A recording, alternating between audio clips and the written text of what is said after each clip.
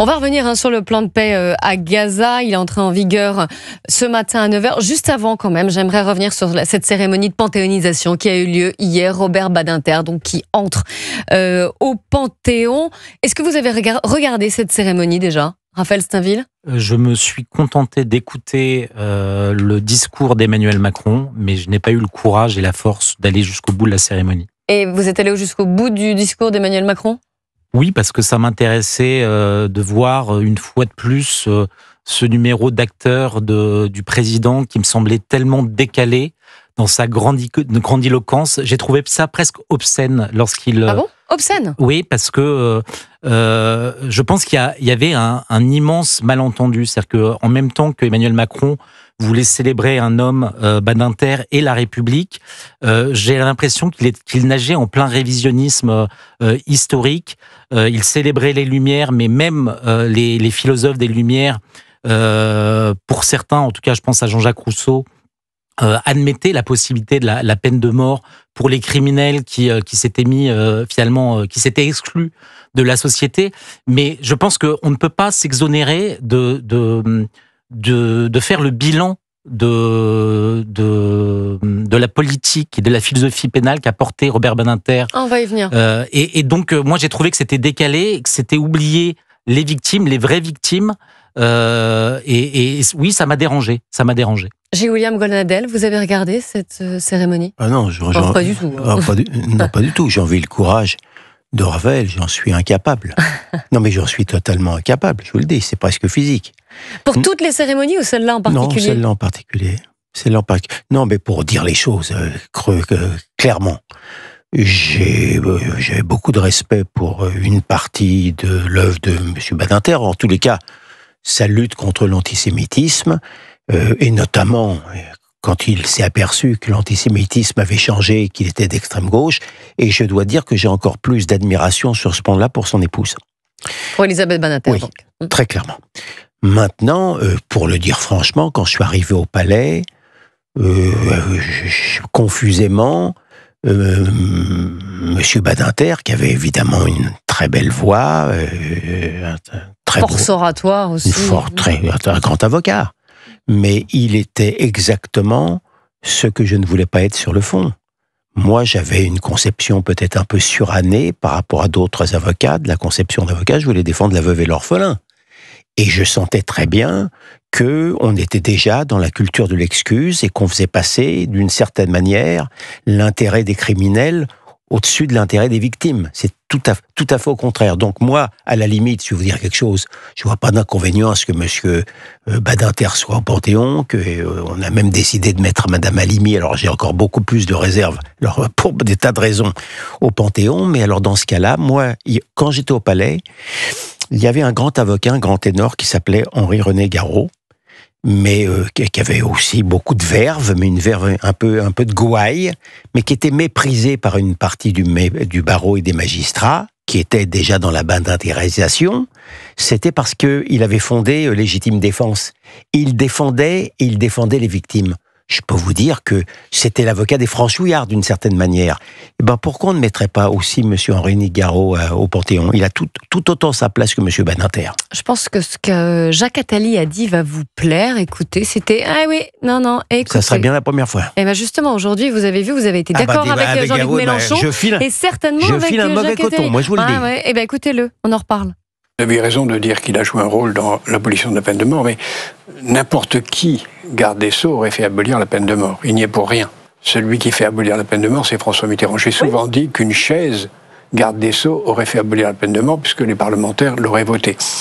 Mais il a joué un rôle majeur dans le combat contre la peine de mort avant l'élection, et, comme on le dira peut-être tout à l'heure, il n'a été garde des Sceaux que par hasard. François Mitterrand ne voulait pas qu'il le soit à ce moment-là. Il n'est pas très sympathique quand il dit une chaise aurait fait voter la... Très sincement, je donne quand même... Est-ce que vous êtes dans la d'accord hiérarchie, avec je donne plus quand même de talent à M. Badinter qu'à M. Attali. Alors, ça, peut-être, est-ce que vous êtes d'accord avec ce qu'il dit, en tout cas ? Non, même pas. Ah bon ? Non, même pas factuellement, parce que c'est quand même aussi sa plaidoirie, où il a sauvé les têtes, etc., qui lui donnait dans son combat une légitimité. de vous à moi, je suis pas contre du tout l'abolition. Ça ne m'empêcherait pas de dormir si Eichmann devant moi était pendu. Ça ne me dérange pas. Ce qui m'a gêné davantage, c'est notamment on a vendu comme argument aux plus réticents pour la peine de mort, c'était qu'il y avait encore plus sévère que la peine de mort, c'était d'enfermer quelqu'un, un criminel, toute sa vie. Et c'est vrai, aux États-Unis, il y en a qui en prennent pour 400 ans. Sauf qu'il y a quelques mois ensuite, on nous a expliqué que la prison à vie, c'est pas possible, vous comprenez, même les matons, ils pourraient pas. Et peu à peu, là, on a fait disparaître la prison à vie. On a aboli de fait la prison à vie, et en réalité aussi, d'une certaine manière, il n'y a plus de peine capitale du tout. Au-delà de 20 ans, c'est très rare qu'un type encore soit en prison. Je pense que ça n'est ni dissuasif, ni convenable, si j'ose dire, par rapport aux familles des victimes. Alors, puisqu'on est sur l'héritage de Robert Badinter, écoutez ce qu'en dit également Georges Fenech. Si vous m'autorisez à faire une critique, mais vous avez raison. Ce qui n'enlève en rien à la grandeur de cet homme. Les membres d'Action Directe ont été amnistiés par M. Badinter en 1981 avec 250 autres terroristes qu'on appelait à cette époque-là des combattants de la liberté. Et une fois remis en liberté, eh bien 3 et 4 ans et 5 ans plus tard, ils ont assassiné le patron de la régie Renault, Georges Besse, et le lieutenant général de la direction de l'armement. Voilà. Donc il y a ces deux familles qui ne sont pas venues, qui n'ont pas été invitées aujourd'hui. Et il y a 40 ans. Alors c'est dur de dire cela comme ça.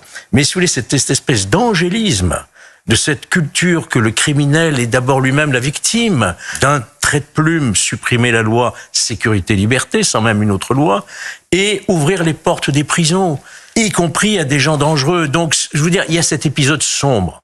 Alors là, Gilles William Goldnadel, Georges Fenech va dans le sens de ce que vous disiez. Il a tellement raison, mon cher Georges. Vous savez, c'est notre combat commun. On a créé droit à la sécurité ensemble. Et quand nous avons créé droit à la sécurité, le nom droit à la sécurité, je vous assure que nous sentions le souffre. Rien que le mot en question. Donc, bien entendu, il a raison pour le pauvre Georges Besse. Il a entièrement raison. Mais il y a eu presque 40 000 gens qui ont été libérés des geôles de la République, et ça a entraîné, vous ne pouvez pas imaginer, le nombre de victimes en plus. Il a raison.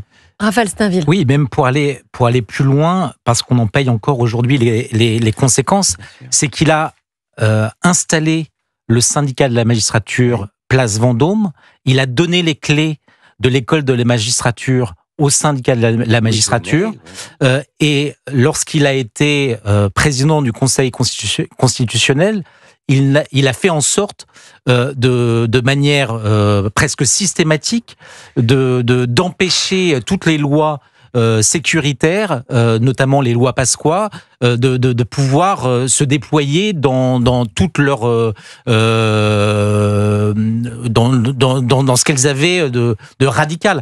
Donc il a contribué finalement à empêcher le politique de reprendre la main sur la magistrature. Il a donné une impulsion et un écho finalement au syndicat de la magistrature dont on paye aujourd'hui très largement les conséquences. Oui. Il est très rare quand même qu'un homme fasse entièrement consensus dans toute sa vie, toute son œuvre. Mais là, est-ce que vous ne pensez pas que Robert Badinter au Panthéon, c'est surtout pour ce symbole de l'abolition de la peine de mort? Non, mais vous avez entièrement raison. C'est d'abord pour cela qu'il a été, qu'il y a eu cette cérémonie hier et qu'il est au Panthéon aujourd'hui. Mais dans le discours d'Emmanuel Macron, c'était un hommage et un éloge beaucoup plus large. C'était finalement un éloge du socialisme dans toute sa pureté. Et c'est là où c'était peut-être plus problématique, parce que on peut discuter de l'héritage de Badinter à l'aune de ce que nous connaissons aujourd'hui. Monsieur Macron a osé dire que ceux qui traitaient Monsieur Badinter de laxiste, en vérité, lui donnaient un brevet d'humanisme.